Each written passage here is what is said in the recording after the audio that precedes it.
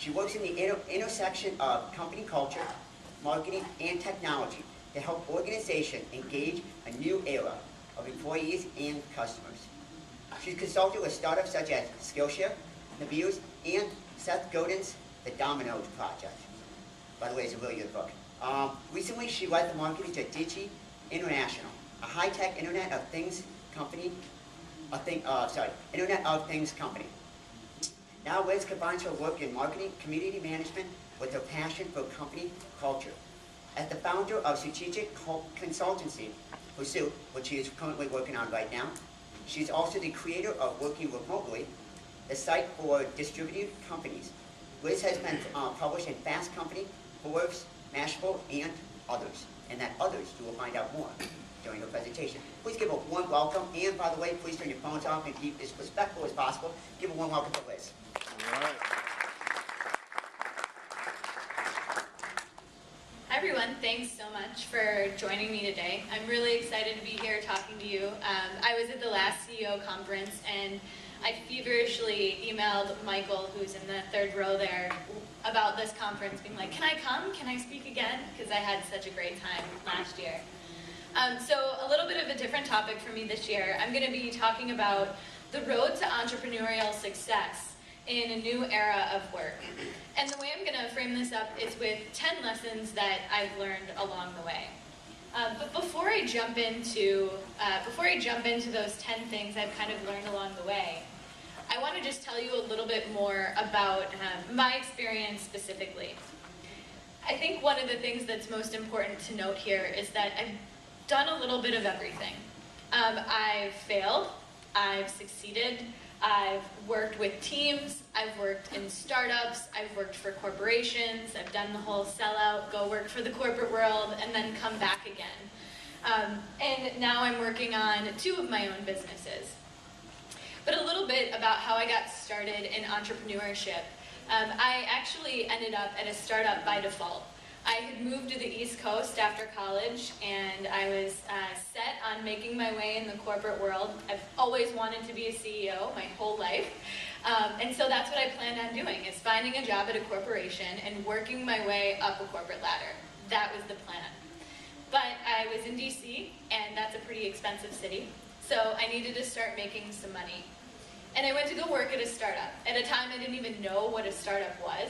I just knew that I needed to put something in my bank account. And so I started working at the startup, and about 6 months in, I got a call from Edelman, which is a huge PR firm, one of the biggest in the world. And they said, we've recognized your work at this startup. We'd love for you to come and talk to us about working for Edelman. I was pumped. I couldn't believe it. Like, they were reaching out to me. It was incredible. And I walked into Edelman, and I was so excited.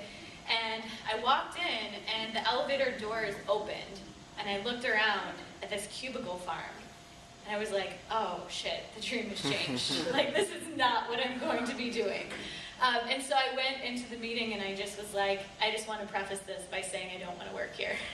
We can chat, and I'm really grateful for this opportunity, but I can't do this. I can't leave this startup where I'm helping to run a business.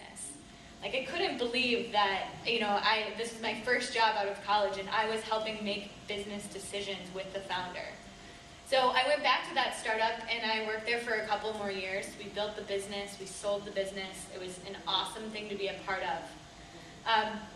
And I moved to New York to help build the social media team of Eye Contact, which was the company that Ryan Alice sold to Vocus back in 2012.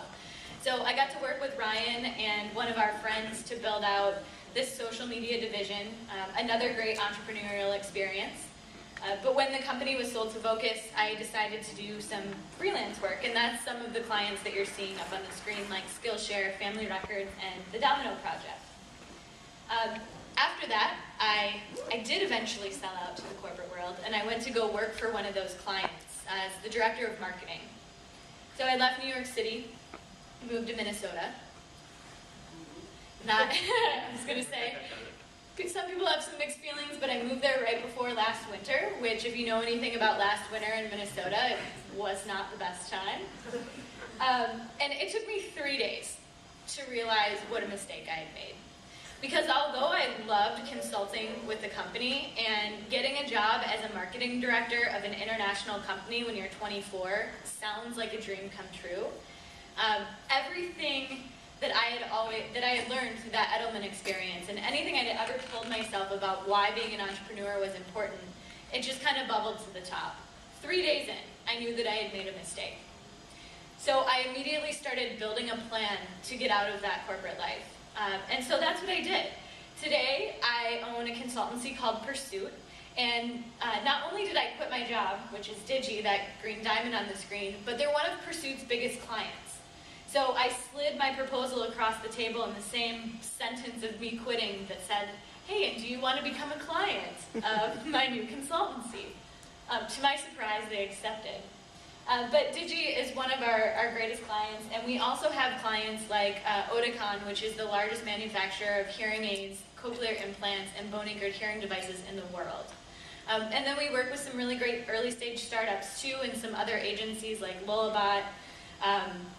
And we have a content site for distributed teams. So for teams that aren't all in one place, we have Working Remotely, which is content and resources for those teams. So I definitely have kind of come full circle. And the reason I tell you this isn't just to kind of like build up the accolades or anything here, because to be honest, most of these were in some way or another failures. I left Digi, I had to do consulting when iContact was sold, so it's definitely not to kind of build the roster, but it's to just kind of show you that my whole career has been this grand experiment. And what I've learned throughout that grand experiment is that entrepreneurship and work are in the eyes of the beholder. You can be an entrepreneur no matter what you're doing, and your work is truly defined by your perspective of it. So that's what I'm going to be talking a little bit about here today. My personal mission is to redesign the way we approach and think about work, and it's really because I couldn't even find a picture of one of those proper like punch time clock things, so I had to use this chess time clock. But the point here is that we no longer go into work and punch in, or at least we don't have to. And it doesn't even necessarily need to be a place anymore. And my job is to work with business leaders to get them to understand this and to get them to embrace it. And what I'm seeing is that it's happening more and more. And so you really have control of the way you set up the way you're working. So that's something that's really important to mention. And as a generation, we want totally different things out of work. I truly believe that as humans, we're getting back to this primal instinct where it's not the paycheck that's motivating us, but it's the impact on the world that's motivating us. And it's just, something that's a little bit different than maybe what our parents and our grandparents wanted. After all, work is our contribution to the world. It's the thing that we spend the most time doing. There's a really great video where, I don't know what the video is called, but they have jelly beans and they spread them out on the floor and they like compartmentalize them into how much time you spend on each thing in life. Work is the thing you spend the most time on. And so it's a really, really important part of life that, I think is something you should iterate until you get right. So if you happen to join my session last year, I talked about the different entrepreneurial paths. And you can see some of these paths here. And really, I show these because I believe that there are tons of different paths to entrepreneurship. And I also think that one thing that I've experienced in my life is if I can't make enough money to support myself, then I cannot do great work. So there was times when I was living in New York and I wasn't taking jobs, including being offered to be the third employee of Uber, which I declined, to work at a record company because music was my passion.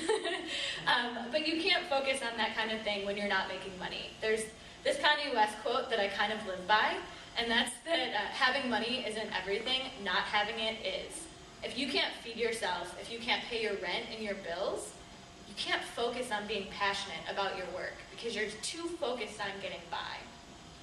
And so these are some of the different paths I suggest for people who aren't going to jump straight into owning their own business after college. Yes, the first one does say working remotely, BJ. And a BJ is an acronym for a bridge job. So some of the different paths that I suggest are, find a bridge job, and that's fine. I've had many jobs where I've just identified them as a job that's going to get me from point A to point B. And add some freelancing in, do some side work. And that can lend itself really nicely into owning your own business, because when you're able to build up your business with freelancing clients, you're not starving because you have a bridge job, and that can easily translate into owning your own business. Job or CEO bootcamp. This is what I told myself I was doing when I had that director of marketing job. I was so unhappy, and it was so hard to wake up and go to work every day.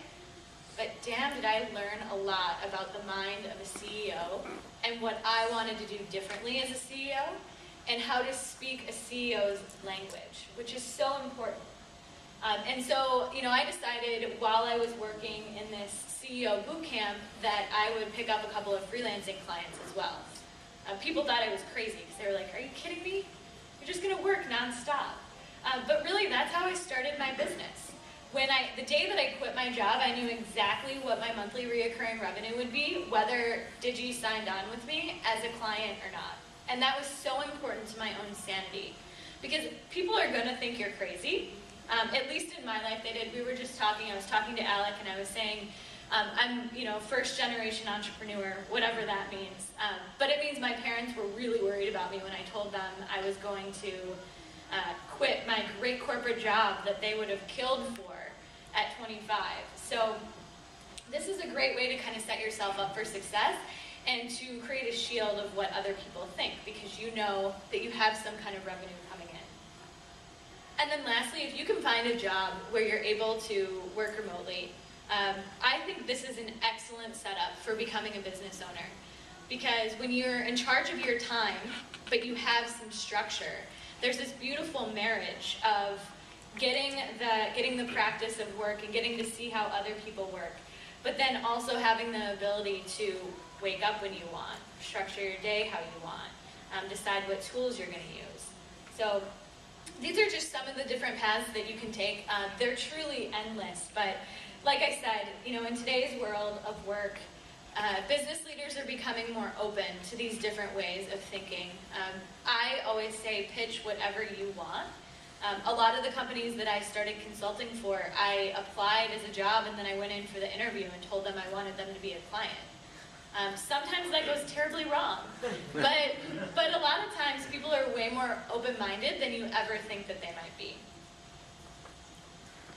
So before I kind of get into these 10 lessons that I'm gonna tell you about, I just kind of wanted to make a point pretty early on. So I'm talking about 10 lessons. If you have a business, in the way that I'll probably talk about them is as a founder and as a CEO. But if you're working, or if you're going to work for another company, why does it matter to put in all this effort to kind of think differently and be an entrepreneur or an intrapreneur of the business? And I point to two things here. The first is that making money is incredibly expensive. If you're going to a job every day and you're sitting at a desk, sure, you're making money, but you're selling moments of your life that you're not going to get back. And so I think it's really important, if you're at a business, even if you hate your job, push the limits of what you suggest that company does, and push the limits of yourself and your own abilities, and you're going to get more for your money that way. And then second, it takes just as much effort to do incredible, impactful work as it does to just do good work. I think that a great analogy of this is it takes just as much effort to run a local coffee shop and be the owner of that as it does to run Starbucks. Sleepless nights, paying employees, constant work, stress. I mean, all of those things happen in both situations. You have to be willing to go big, really. So like I said, I'm going to talk about 10 different truths, and I'm going to just go ahead and jump in. I framed these as the obvious yet often forgotten and the counterintuitive, but really I think the 10 of these could fall into either of the categories. So I'm going to go ahead and dive in. You'll notice that my slides are very technical. But the first, I think, is one of the most important things that I've learned, especially over the last couple of years, and that's that genius is the ability to put into effect what's in your mind, and there's no other definition to it. And this is my message to you, that you cannot undermine your own talent and your own knowledge because you're the youngest person in the room. I have learned this so much in the last couple of years. I used to think that the things I had going on in my mind about business were just intuitive. Like, people just know this stuff. I'm not smarter than the rest of the world at all. But I started reading articles and stuff of people articulating what I thought was already intuitive and getting this great recognition for it. And so I started taking on that task for myself. When I know something and I feel really strongly about it, I try to put it out in the world in some way and articulate it in the clearest way possible. And then I started testing that with executives, very traditional C-suite executives. And I realized that this quote is so incredibly true. Genius is the ability to take what's going on in your mind, your brilliant entrepreneurial knowledge that you might not even think is that special, and articulate it in a way that a mass number of people can understand and use it. You have to be the person in the room who can explain the most simple idea. So I think that this is definitely, like I said, one of the things that I've learned to do, and I've made a practice out of doing this. My business is based around going into corporate offices and explaining to executives what our generation wants out of work. And usually to me, that feels just like they should know it. It's so simple. But really, it's incredible when you can articulate your ideas, what you can get accomplished. The second is managing your own psychology. This is a big one for me. Ben Horowitz is the person who kind of talks about this a lot, and he says that the number one role of a CEO or an entrepreneur is to manage your own psychology. You have to make sure this is what you're doing. It's your number one job. You know, I think of this as being graded on this is his quote that he uses along with this. So if you read Ben Horowitz's stuff, he's always using rap quotes. And this is really what being an entrepreneur is like. You feel like your mind's playing tricks on you. And I think that this is really true. I mean, we are here for a reason. You guys could be laying out by the pool right now, let's be honest. But you're in this room listening to me instead. And it's because there's something inside of you that needs to make an impact and needs to do something better with your life. And so you're always wanting to do more. Or at least that's what I experience. And it's almost like being graded on a curve. So if we take a test, we get a 22, and we don't understand that that's the average or that's the mean, and the test is graded on a curve. We feel like we're seriously never doing enough. And that can be really hard to mentally take in, whether you're running your business or you're working for someone else. And then you've got stuff called WeFios. This is that we're effed, it's over moment. I have these all the time. Scott Weiss, who's the guy who came up with the acronym WeFio, he says that when you run your business, you're going to encounter up to 5 of these. I'm like, you mean 5 a week or 5 a day? I'm not really sure what you're talking about. But you have these moments. And in these we're effed, it's over moments. It's so important to take a step back. And I always have to tell myself, this is not as big of a deal as I think it is. So when you have these moments, that's a really important thing to remember, because you have to manage that psychology. And there are a couple of things that really help out well with this. I would say that the first thing is talk to people who have failed just as much as they have succeeded. So I have a really successful friend who, she quit the world of finance to go be a professional writer. And now she writes for Forbes and Fortune and Fast Company. But I don't go to her and ask about those successes. I go to her and I'm like, tell me about, your failure of a startup that you tried to build in Palo Alto that totally tanked. And that's where the good gold comes from. And so what I encourage you to do is to ask all of the speakers about their failures, not their successes. Another thing that's really helpful is if you're making a decision to actually write things out, because that helps you get out of your own psychology and actually logically look at a problem. And then lastly, what I have on the screen here is focus on where you're going rather than where you hope to avoid. So race car drivers are taught really early on in their careers, if you focus on the wall, you're way, way more likely to hit the wall. So focus on the road and keep your eyes on the road so that way you don't hit the wall. And I think that this is really important because if you're so focused on the things that can take you down, you're going to sink your own ship.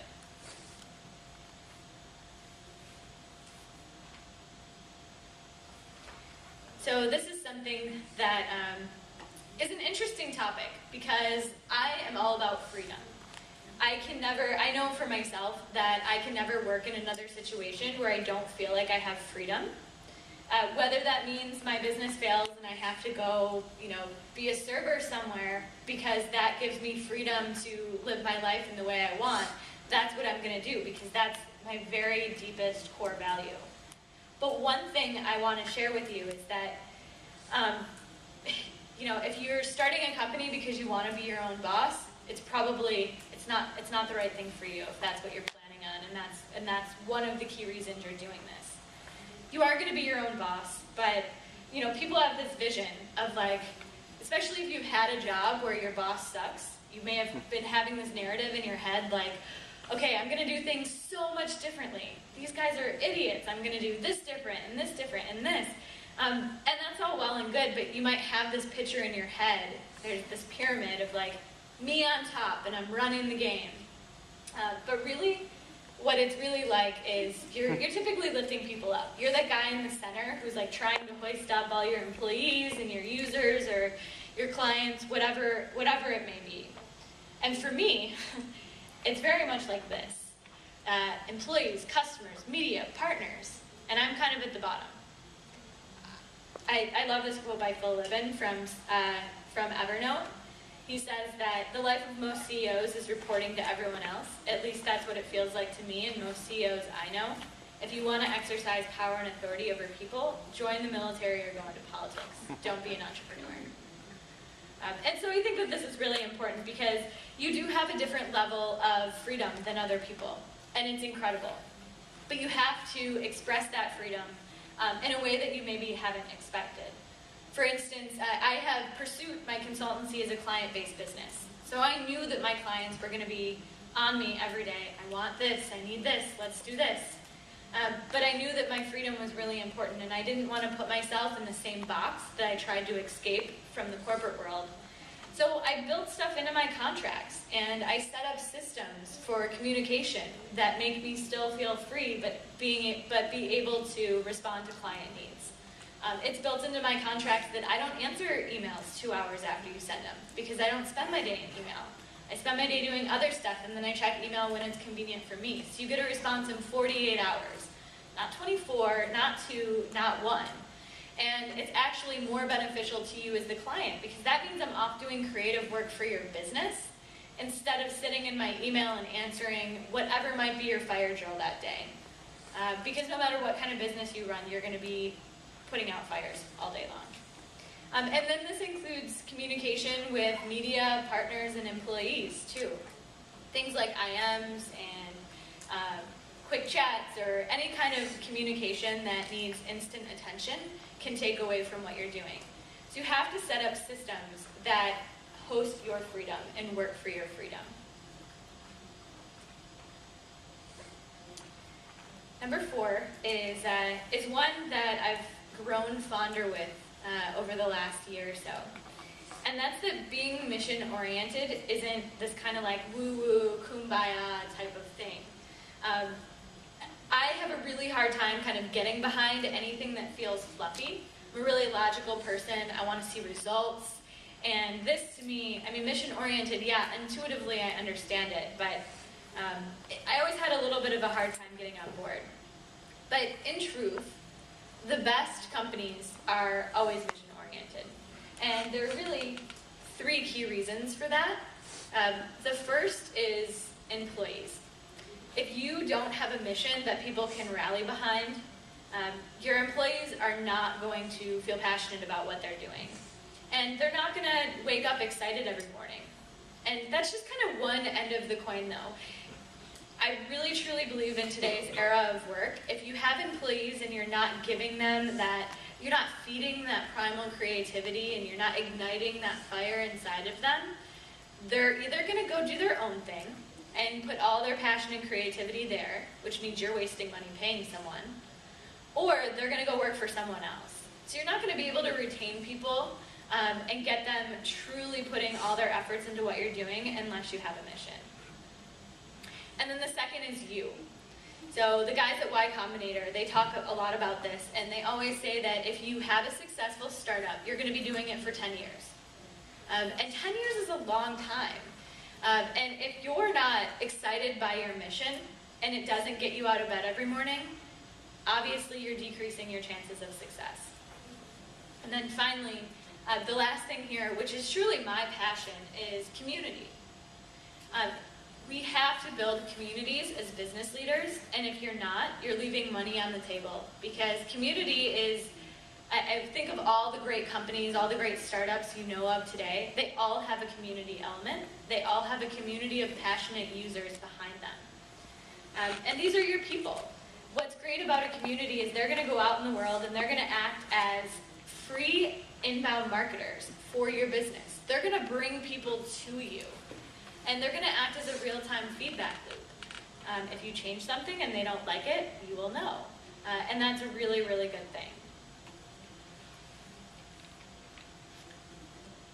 So this is the Golden Circle by Simon Sinek. How many of you guys have seen this? I'm sure a lot of people have seen this. It's not new by any means, but when I heard Simon give this talk and I read Start With Why, I was like, of course, this totally makes sense. I get it.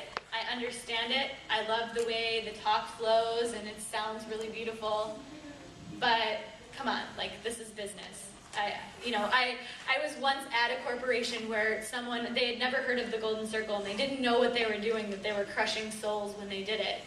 But they wrote why on the whiteboard and then they took a red marker and X'd it out. It's like, you're thinking too much about this. And I never walked back into that business after that. But it's something to me, I always look at this and say, but this isn't something that I can go and tell an executive without some data behind it. And so in a really great experience, I got to actually see the data behind this. I did an internal brand perception project for a high-tech company with over 1,000 employees who they were having financial difficulties. They were still making money, but quarter over quarter they were down, way down. And so we launched this project, and out of the project, we got this incredible information that told us that over 65% of the interviewees said that lack of a mission or lack of a why was the organization's greatest challenge. This blew my mind because these were open-ended questions. I mean, I didn't go out and try to fish for this answer whatsoever. In fact, I was terrified to walk into a boardroom and tell 13 male executives all over the age of 45 that this is what I had been working on for 3 months.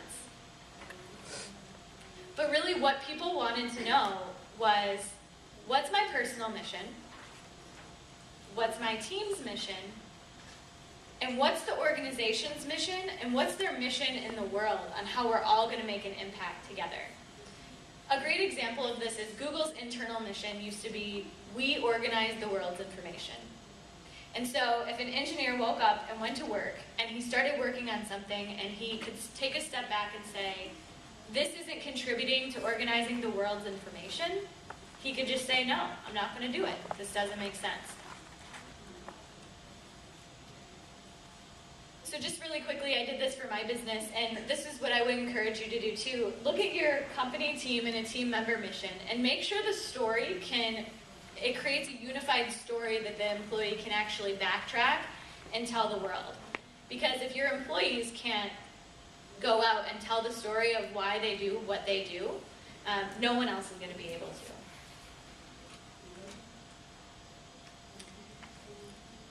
So I'm going to try to, I see we're flying through time. I'm going to try to go through these last 5 pretty quickly.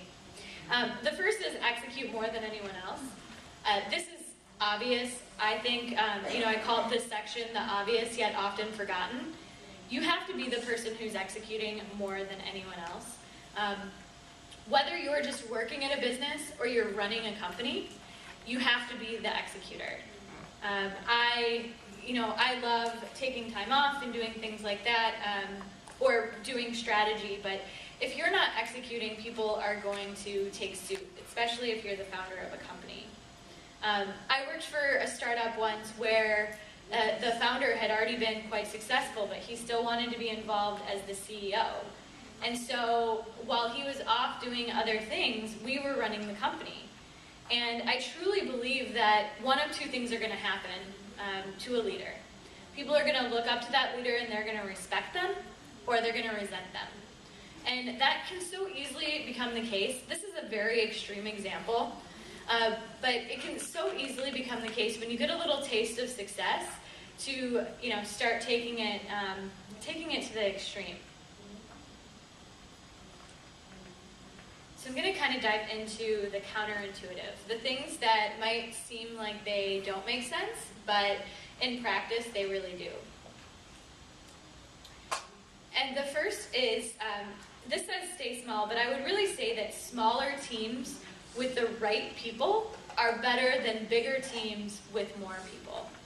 This goes both ways again. If you're looking for a job, I would say ask, if you're looking specifically at a startup, ask to speak to every person who works there. And if you're hiring, put a huge emphasis on finding the right people. A bad hire in the first set of like the first 5 to 10 people, it can absolutely kill an organization. One mediocre player can literally cause widespread disease throughout an organization. And I even see this happen at bigger corporations that I work with today too. When there's a bad seed in a group, it spreads just like a disease.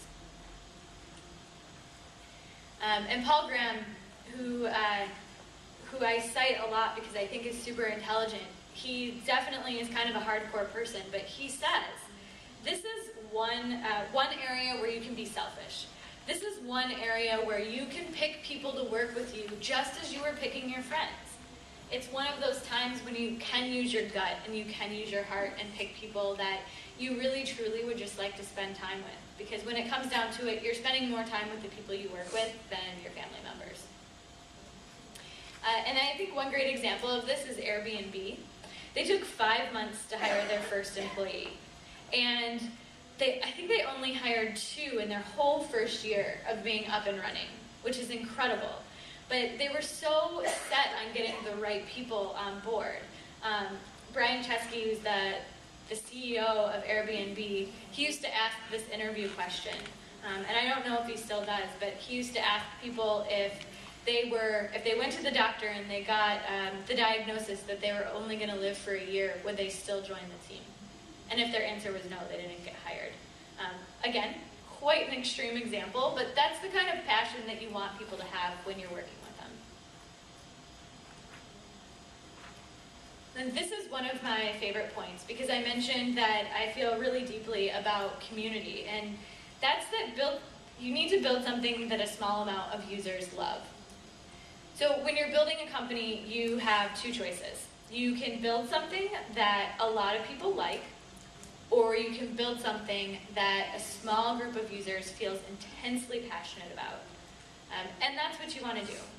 You want to get a group of people who are just diehards for your business because they'll help you grow with word of mouth, and they'll become those inbound marketers for your business like I talked about. And they're going to become your own personal feedback loop.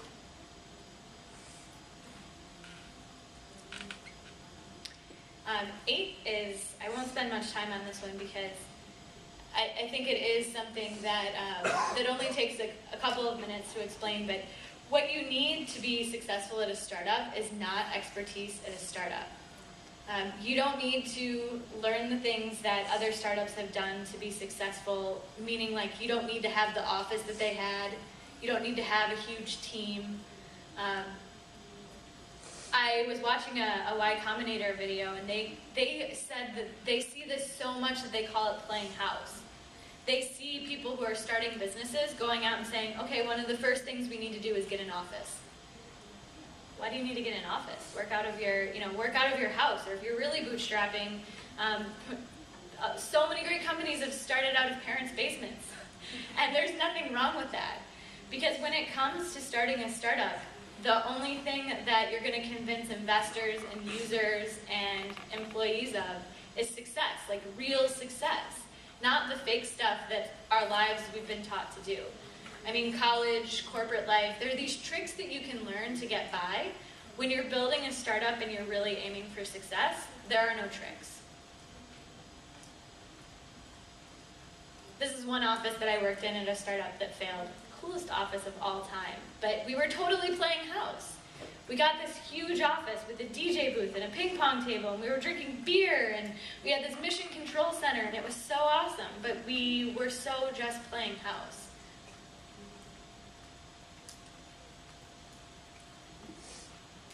And then getting to the last couple here, do things that don't scale. And I know this, again, this is in the counterintuitive section for a reason. But there are some things that you should do that just don't scale. And the first is getting out there and recruiting users manually. It's your job to get people to use your product or become your customer. And you have to actually get out from behind the computer in order to do that. And I know that that kind of sucks sometimes, because a lot of times that means rejection. But I recently saw this and thought it fit perfectly with this point. If you have 100 users, and you're growing at 10% a week, that's your growth rate, and you need 110 next week, you've got 110 users in week 2. But if your growth continues at 10% a week, after a year, look at how many users you have. And after 2 years, you have 2 million users.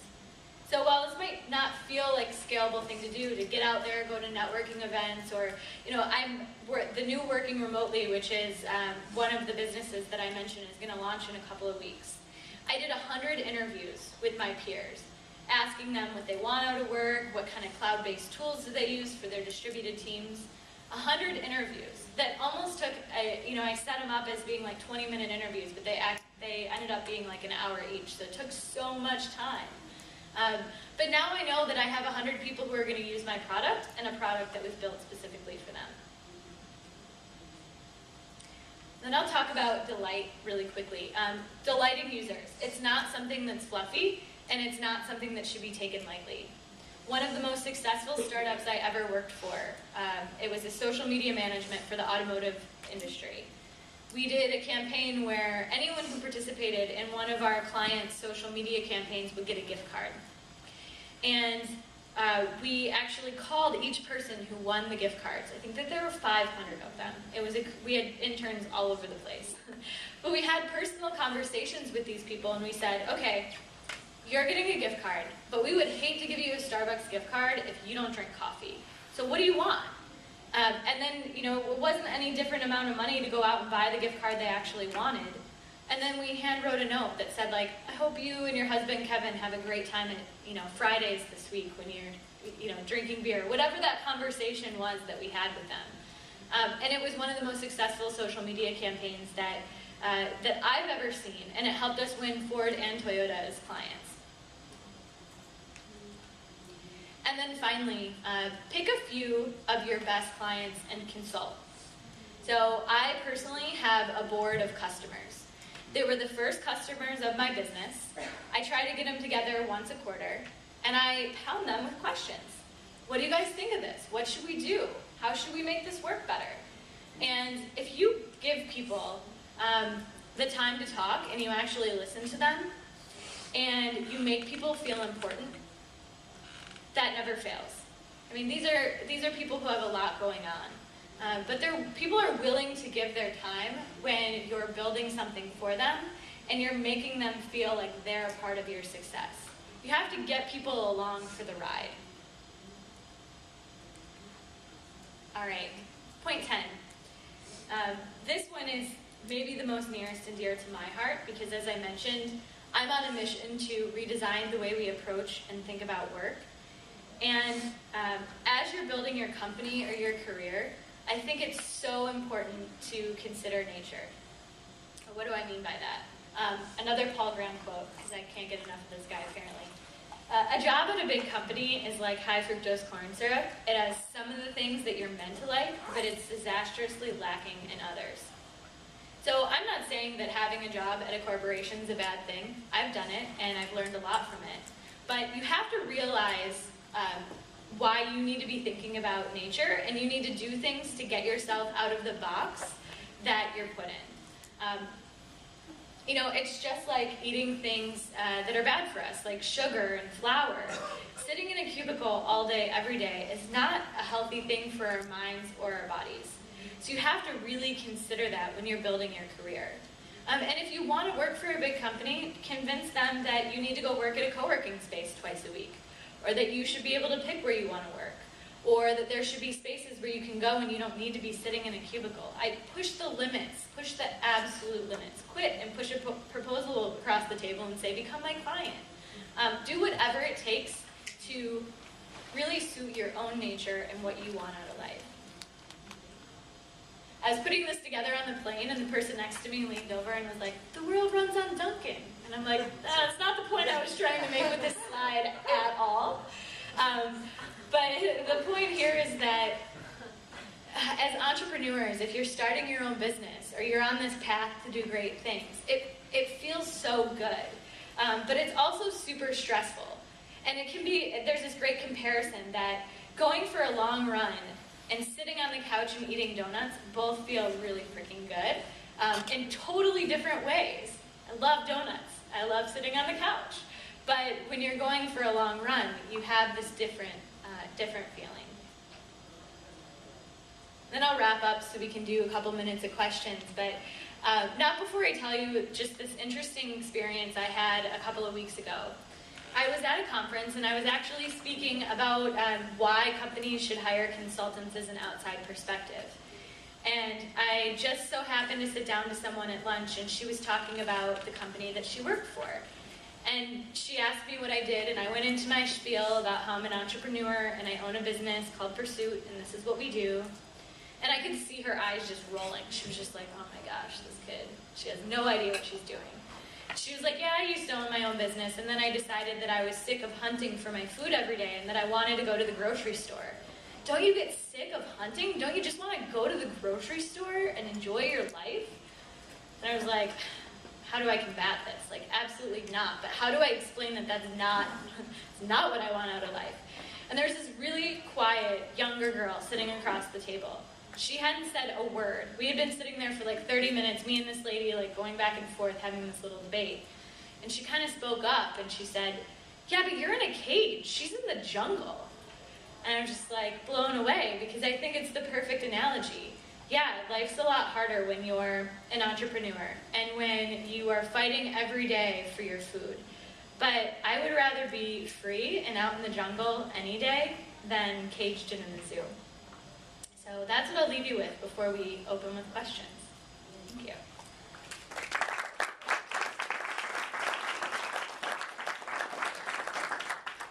Good ending. All right. Any questions? What was your degree in your original degree? We were just talking about this earlier too. My original degree was public relations and marketing.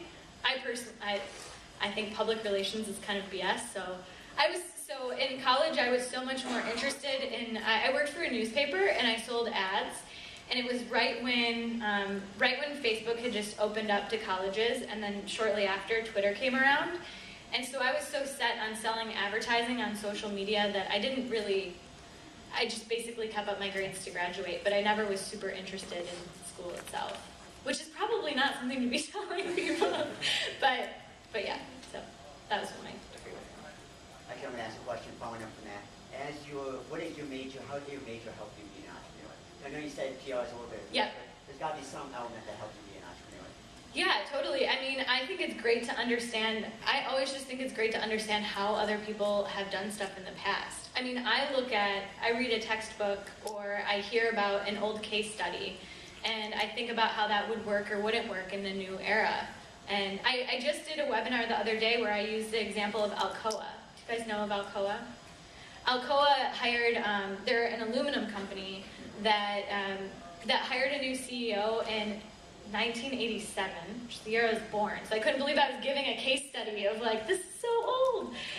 But the person that they hired to be the CEO, he created a habit around worker safety, and through doing that, accelerated the profits of the company. So it's that kind of stuff that you learn that I think is important. So it's a nice little competitor analysis, figuring Yeah. out what other people did and how you can do it better. Yeah. Any questions about business pursuit? But What was the key factor that made you so successful? Like, what do you think was like your biggest? I'm going to play off of the keynote this morning and say that it's failure. I wouldn't call myself successful right now because I think I fail a little bit every day. I'm just lucky enough, like I've just been lucky enough to like have little pieces of success here and there. But I still think that, yeah, I fail every day. So I don't necessarily think it's success, it's failure. What's the most important thing you've learned from your failures? That it's never as big of a deal as you think it is. That's truly the thing that I've learned.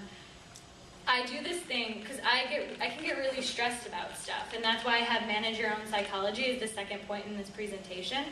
And I always have to backtrack and go back to saying, okay, if I fail, what would happen? Okay, maybe I couldn't pay my rent.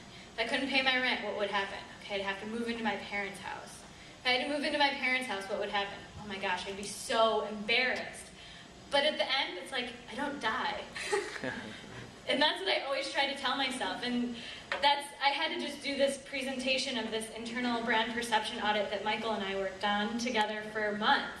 And I had to go into this room of executives and tell them that their organization that they had been building for 30 years was lacking a mission and a why. I was nervous out of my mind. But I'm like, even if they I go in and they throw stuff at me, I'm not gonna die. And that's what gets you through those crazy moments where you're like, oh, I'm seriously effed. But yeah. do you believe pressure and the stress that we put on ourselves, the deep weight, is self-imposed? I have a lot to say about that, but yes. Yes. Simple. There you go. Yeah. Yeah. I guess my question is, you talk about like a lot of entrepreneurs say like you have a lot of sleepless nights and you're not healthy and you're all stressed out. Do you find like the longer that you do it, the better that you get with those things, and you get more sleep and you're not as stressed out, and like kind of it's like a gradual pattern of moving in the right direction? Because I'm Yeah. very much about health and wellness, so I'm trying to combine both of them by getting the proper amount of nutrition, sleep, everything else, and I know it's kind of a little bit chaotic when you're not. Yeah, totally. So I know for me, it's definitely gotten better. One of the things, like I mentioned, I go in and I tell executives about what people want out of work and life. I think there's been a switch over just the last decade or so. Entrepreneurship got really hot, and we started seeing these businesses come out of like Y Combinator and other programs and stuff where it was like, I'm a founder, I work 24/7. But that actually has changed, I think, over the last few years, and people have realized that that doesn't work. If you're unhealthy, you're not doing great work. If you're not, living your life, you're not going to be doing great work. So I think that that's kind of a mind shift that's happening right now. And it's something that is showing up in all different forms of work. So I'm actually getting on a plane in like 2 hours to go to Nicaragua for a couple of weeks to work from there and to surf. And I guarantee that some of the work that I do there on vacation is going to be some of the best work I do all year long. Because you need to be able to take a step back.